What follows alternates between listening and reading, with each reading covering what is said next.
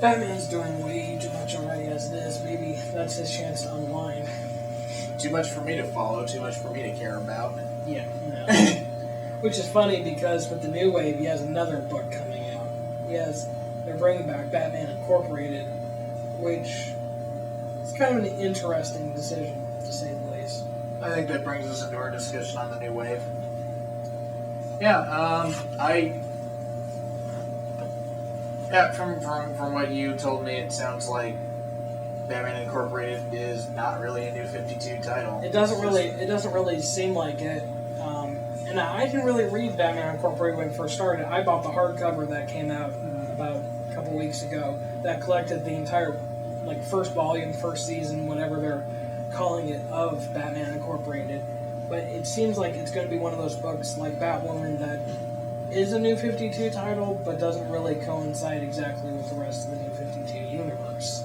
In the sense that they aren't really saying anything like, well, this happened in the New 52, and, they aren't really addressing anything, but at the same time, they're not outright saying that we're starting over.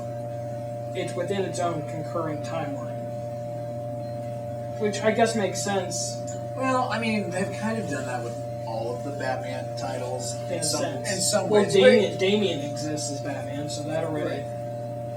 And, I mean, the things that are different are Dick Grayson isn't Batman. Once again, yeah. Did that ever change back before? I'm not 100% sure, so I think he went back to being Nightwing. Because a lot happened right around the time that the New 52, they decided a lot so it's kind of hard for me to know on some of the stuff. But the thing, and probably one of the most notable things is Barbara Gordon, once again being Batwoman. But overall, and this is one of those things a lot of times, even with relaunches, they have to assess what's wrong with the character, and in the case of Batman, nothing was really wrong.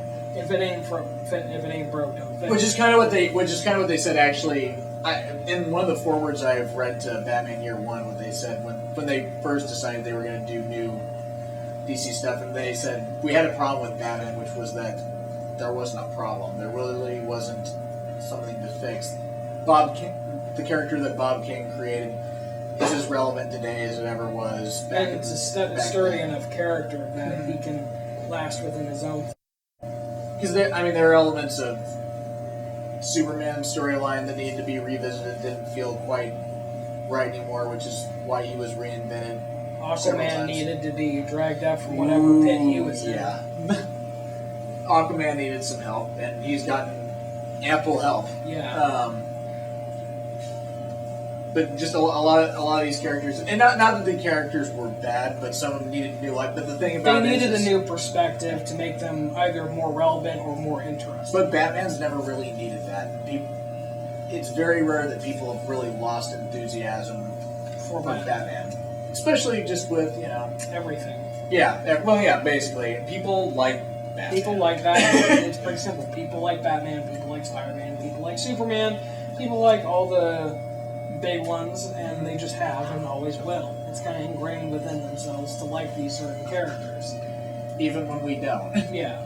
But at the same time, you got, for all the good that the New 52's done with some of these characters, I still gotta wonder about Catwoman. Well, we talked about, yeah.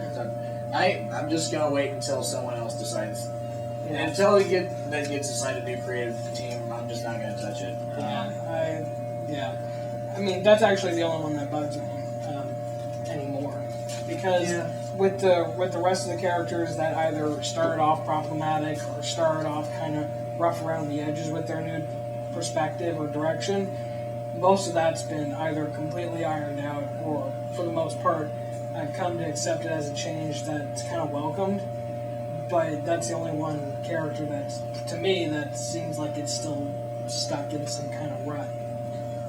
Maybe it's because Brubaker did such a good run with Catwoman a while back. Well, sure. Well, so many people have. And Selena Kyle, I think, is just an extremely interesting character. Because she... And sometimes there has been a problem.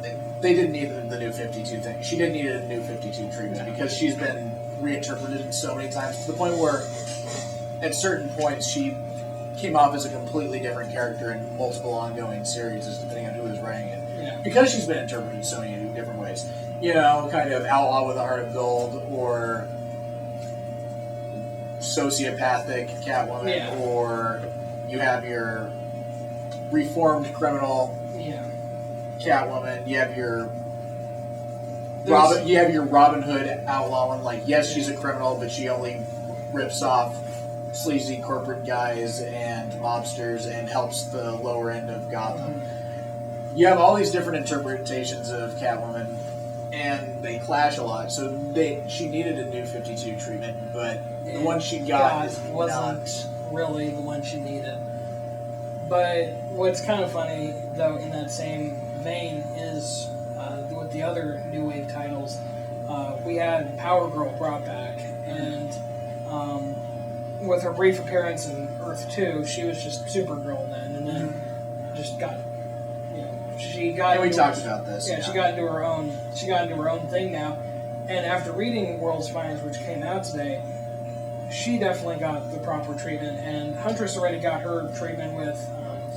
They got rid of the old costume, which really has been one of the. It's been a laughing stock, and it's something we've discussed several times. But at the same time, I think that was a good direction for them to go, because although I think it goes to show, like, our problem with Catwoman is because Judd Winnick can't really seem to write a proper. They can't. Well, it's not. Well, it's. I don't know if I can. Well, it has to be his script at least partly, but really it's the artwork that I really. Yeah, I hate the artwork, but someone out there, his script is the one that said Catwoman walks out of a pool wearing a really tiny bikini and wearing her mask. Yeah, like that. Yeah, that. It's both. It's the entire crew. It's a team effort to make it that offensive. No one person can do it. Yeah. No one person can insult us that much. It's a team fault, but I've noticed I believe it's Paul Levitz who wrote the Huntress mini and is currently writing World's Finest. I think it really comes down to if the writer understands the character and understands how to write a proper book with the character, they can get the proper treatment. And I think that's. And I don't think Judd Winnick's the worst writer ever. Oh God, no. I mean, he's done some pretty cool stuff, but he definitely He's not getting the Catwoman thing. Yeah. I don't think he has the ability to approach this character the way that it should be approached. Yeah. And I understand that he wants to have some fun with the character in some ways, but at the end of the day, it's not working for me. But and I don't know anybody who it's working for. But at the same time, I mean, you talk about fun. World's Finest, in a lot of senses, is kind of a fun kind of. Don't want to call it silly, but kind of fun comic. But it at least knows when to do fun and when to do serious. That's kind of the important aspect that you have to take with that.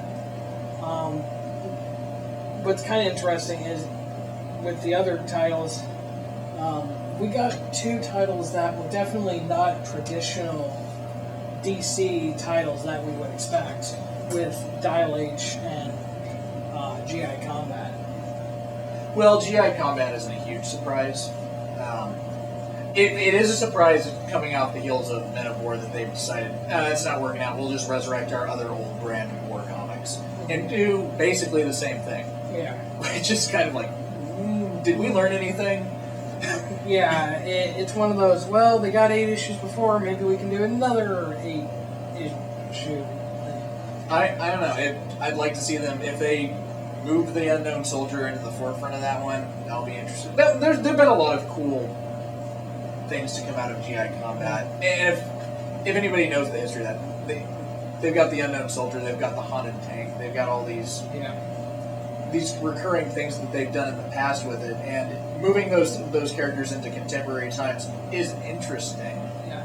But only if it's done right. And starting it off with the war that time forgot and a bunch of soldiers fighting dinosaurs, while in theory that appeals to me at a certain level, in execution, it's not bad. It just left a little bit to be desired in the long term. And that, I didn't read it, I just flipped through it. But I mean, my reaction to that was really just kind of, What I appreciate, though, is that it is a story comic. That it's it's $3.99, but you're getting 2 complete stories, not just what we're getting kind of nowish with. Okay, here's like a 30-page story and then like 4 pages at the back of it, like another story. You're getting it equally divided down the line of this is half of this story, half of this story. Well, Men of War started out that way too, but that's kind of my point here. Like, they're literally doing the same thing they did with Men of War, just under a different banner. And I'm wondering, 'cause there's a right way to do war comics, and there's a wrong way to do war comics. Exactly. And I'm not sure if they're. I'll give it the benefit of the doubt for now, but at the same time, keep me posted on how that develops. Yeah. Because I want a good war comic. Mhm. I'd love to have a good ongoing war comic. There hasn't been one in a while. Yeah. But the most interesting and unique one I have to say out of the group is Dial H for Hero. That's one I don't think a lot of people were expecting. At least no one in my group. The interesting thing about that one is the author, I think, is the thing that's most interesting to me. Pulitzer-winning novelist who at once ran for office in the UK and is now just, I really liked this old comic when I was a kid. Why don't I just write it again? And I read a little thing about it where he actually, and I think it will continue to be good because it's weird because this is somebody who's never written comics before, but he's taking the right attitude for a property like this.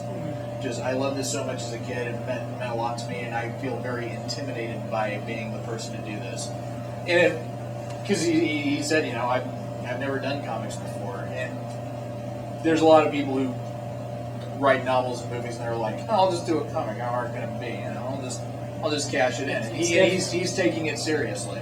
Yeah, but I think that's a good approach because it's a unique title, and I think, like Animal Man, it's unique and different enough, but at the same time slightly familiar to those who wanted to remember it. Because all I've read so far about it has been very positive, and I read it and I loved it, and there's a lot good about it. I just hope that is one of those comics that does sell well, because it would be a shame for it to not get the proper treatment, and yet other titles keep going, if you know what I mean. Oh, I know exactly what you mean. There's a few titles that I feel like, well, I personally am done with.